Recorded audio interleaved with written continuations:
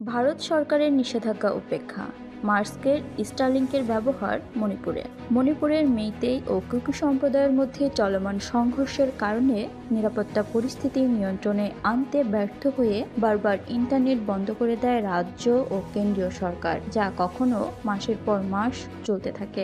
তবে এ সময়ের মধ্যে মণিপুরের বিভিন্ন এলাকায় ইন্টারনেটের জন্য স্টারলিংক সেবা ব্যবহৃত হচ্ছে বলে জানা গেছে। ব্রিটিশ গণমাধ্যম দ্য গার্ডিয়ান একাধিক সূত্রের বরাতে এক প্রতিবেদনে এ তথ্য জানিয়েছে।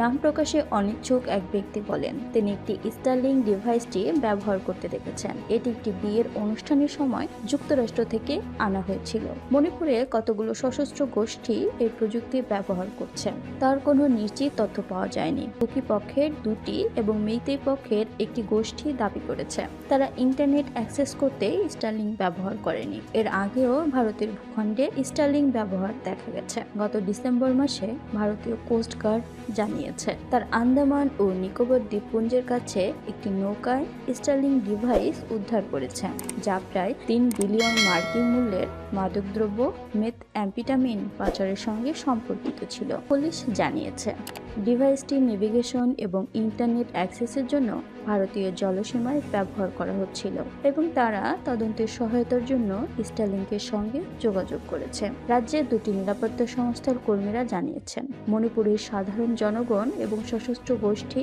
অবৈধভাবে ইন্টারনেট অ্যাক্সেস করতে স্টারলিংক ডিভাইস ব্যবহার করেছে। মণিপুরের এক সিনিয়র পুলিশ কর্মকর্তা জানান, কিছু এলাকার মধ্যে, বিশেষ করে মিয়ানমার সীমান্তের কাছাকাছি কিছু অঞ্চলে কাজ করে স্টারলিংক। সম্প্রতি উদ্ধার করা স্টারলিংক ডিভাইসটি মিয়ানমার থেকে চোরাই পথে আনা হয়েছে বলে নিরাপত্তা কর্মীরা মনে করছেন। তবে বিষয়টি নিয়ে কোনো মন্তব্য করেনি স্টারলিংক। উল্লেখ্য, ২০২৩ সালের মে মাস থেকে প্রায় দৈনিক সংঘর্ষ হচ্ছে রাজ্যটিতে, যার ফলে ২৫০ জনেরও বেশি মানুষ নিহত হয়েছে।